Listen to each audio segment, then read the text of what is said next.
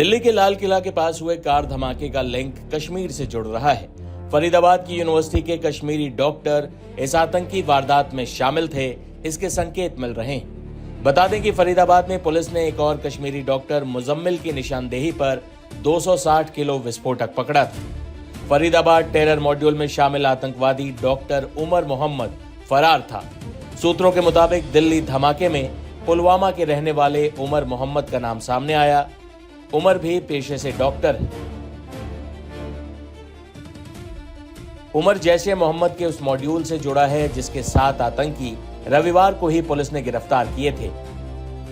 आतंकी घटना में कश्मीरी डॉक्टरों का नाम आने के बाद जम्मू कश्मीर की पूर्व मुख्यमंत्री महबूबा मुफ्ती ने इस पूरी घटना पर बयान दिया है। सुनिए क्या बोली महबूबा मुफ्ती।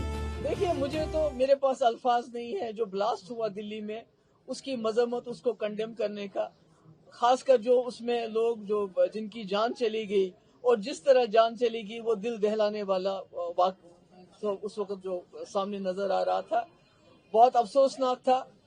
और इसमें इससे भी बड़ी अफसोसनाक बात यह है कि उसमें हमारे कश्मीर के कुछ डॉक्टर्स का नाम आ रहा है।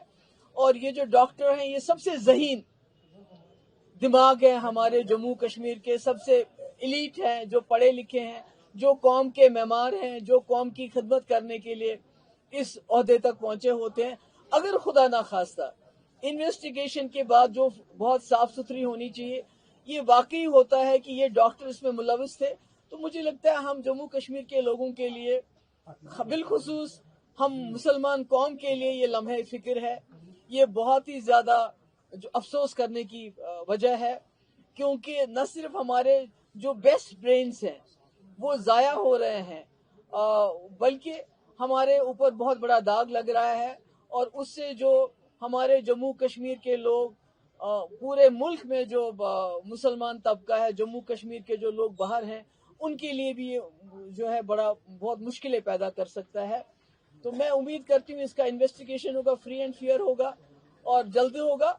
और साथ ही जो इन लोगों के जिन पे शक है, अभी तो कोई प्रूव नहीं हुआ है, जिनको जो मशकूक हैं, जिनके ऊपर शक है, उनके घर वालों को, उनकी फैमिलीज को जो पूछताछ करनी, बेशक पूछताछ करें, मगर एक तरीकेकार उसका इस्तेमाल करें, उनको मुजरिम समझ के पूछताछ करें। दरअसल 27 अक्टूबर को श्रीनगर में जैश-ए-मोहम्मद आतंकी संगठन के पोस्टर दिखाई दिए, जिसके बाद पुलिस ने मामले की जांच शुरू की।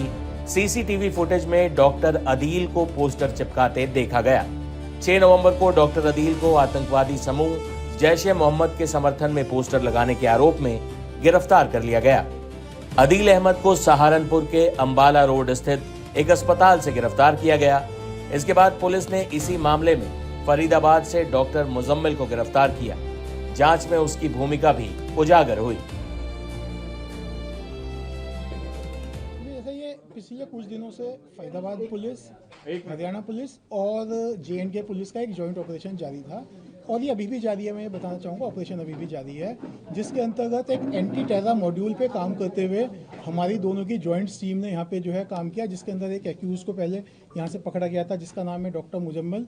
और इस पे आगे कार्रवाई करते हुए जो है कल जो है रेड्स की गई, और जिसमें रेड्स के दौरान यहाँ पे लगभग 360 kg के आसपास इनफ्लेमेबल मटेरियल है, जो कि संभावित अमोनियम नाइट्रेट है। मैं क्लियर करना चाहूँगा कि इट इज़ नॉट RDX। मैं इस बात को क्लियर करूँगा क्योंकि कई जगह ये चल रहा है, तो मैं क्लियर करना चाहूँगा इट्स नॉट RDX। तो ये इनफ्लेमेबल मटेरियल है। इसके अलावा कई और ऐसा सामान जो टेरर एक्टिविटीज़ में जिनका संभावित इस्तेमाल किया जा सकता है, जैसे टाइमर्स, लगभग 20 टाइमर्स विद बैटरीज 4, और इसके अलावा कुछ अन्य सामान है जो है यहाँ बरामद किया गया है। साथ साथ ही जो है जो फायर आर्म्स में एक कैरन कॉप rifle with 3 magazines and 83 live rounds, एक pistol with 8 live rounds, 2 empty cartridges और 2 एडिशनल मैगजीन्स हैं, जो इनसे जो है रिकवरी की गई है। और इसके अंदर जो है अभी जो है कार्रवाई जो है दोनों की, हमारी जॉइंट पुलिस की कार्रवाई जो है जारी है। सर, एक AK-56 भी मिली है, AK-56 भी मिली है? नहीं, इट्स नॉट AK-56 जो है, it is karen cop assault rifle. Sir, ये यहाँ क्या करता था आरोपी जो पकड़ा गया?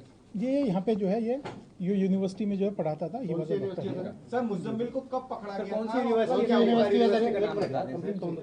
जी यहाँ पे जो, हाँ, he was working in Al-Falah university. बाकी मैं आपको जो है बहुत सारी ऑपरेशनल डिटेल्स हैं, मैं आपको ये कहूँगा कि ये ऑपरेशन हमारा जारी है, तो ऑपरेशंस को ध्यान में रखते हुए बहुत सारी ऑपरेशनल डिटेल्स हैं जिन्हें मैं इस समय भी नहीं बता सकता। जो आप बता सकते हैं वो बता दें। कितना समय पहले आया था सर ये यहाँ पे? ये लगभग जो है यहाँ पे ये सारा ये पिछले 15 दिन से एक हमारा जॉइंट ऑपरेशन चल रहा था, तो उसी जॉइंट ऑपरेशन के अंतर्गत ये कार्रवाई की गई है। पहले भी इनके लॉकर में से, पहले जहाँ जम्मू कश्मीर में ये पढ़ाते थे वहाँ पे भी इनके लॉकर में से AK-47 मिली थी सर। जी, इस बारे में मैं नहीं कह पाऊंगा। सर ये कहाँ घटना को अंजाम देने की फिराक में थे, कुछ ऐसा सामने आया क्या? देखिए, इस बारे में भी इन्वेस्टिगेशन जारी है। जैसे मैंने आपको कहा, एक वृहद नेशनल सिक्योरिटी को ध्यान में रखते हुए बहुत सारी ऐसी डिटेल्स हैं जिन्हें अभी इस समय बताया जाना उचित नहीं है। दायरा सिर्फ फरीदाबाद तक है या हरियाणा में कुछ और जगहों पे भी है?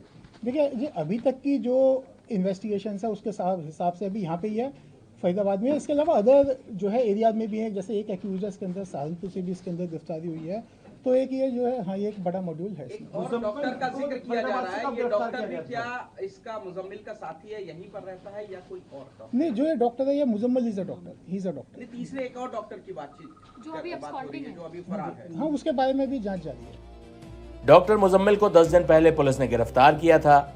उसके जैश-ए मोहम्मद से जुड़े होने के लिंक और पक्के सबूत पुलिस को मिले। वही जिस स्विफ्ट कार में पुलिस ने हथियार बरामद किए थे, वो कार अल फलाह यूनिवर्सिटी में काम करने वाली एक लेडी डॉक्टर शाहीना शाहिद की है, जिसे लखनऊ से गिरफ्तार कर लिया गया है। वही धमाके के वक्त कार में सवार उमर पर फिदायीन हमलावर होने का शक जताया जा रहा है। उमर की भाभी ने इस पूरी घटना पर क्या कहा, सुनिए।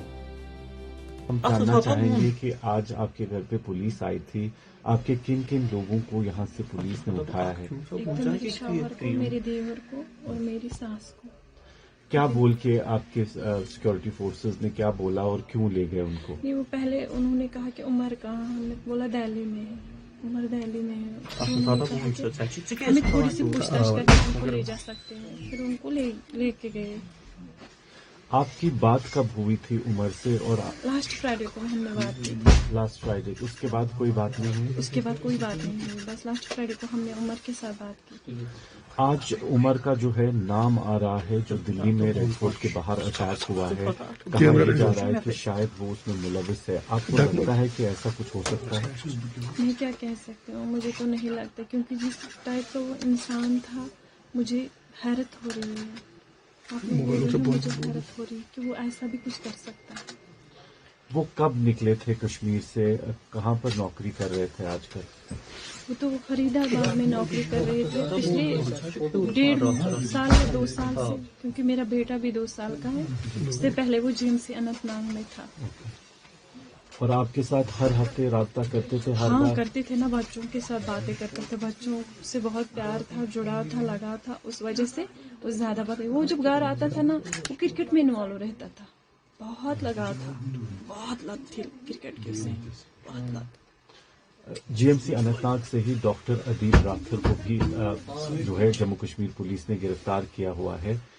उनका नाम भी आया है। क्या उनके साथ कोई दोस्ती, उनके साथ कोई राब्ता था इनका? वो तो हॉस्पिटल का रूल है, वो तो उन्हें वहीं पता होगा, या तो हमारे घर आता होगा तो मैं बोलती कि वो आया है।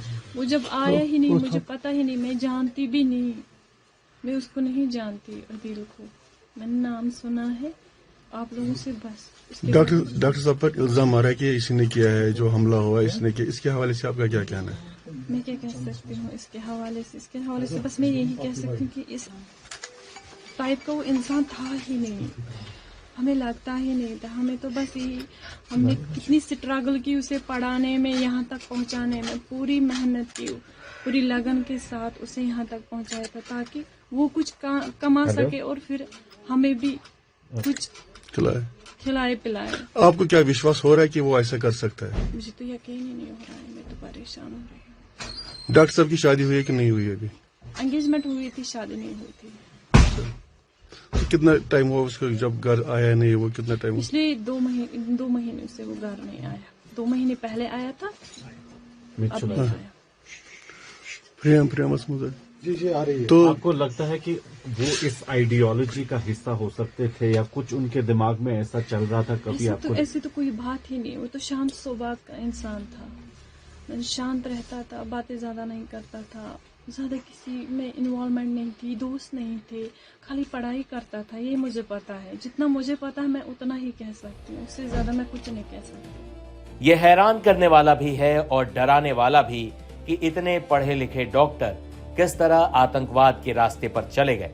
एनआईए की जांच में ऐसे कई चौंकाने वाले खुलासे हो सकते हैं।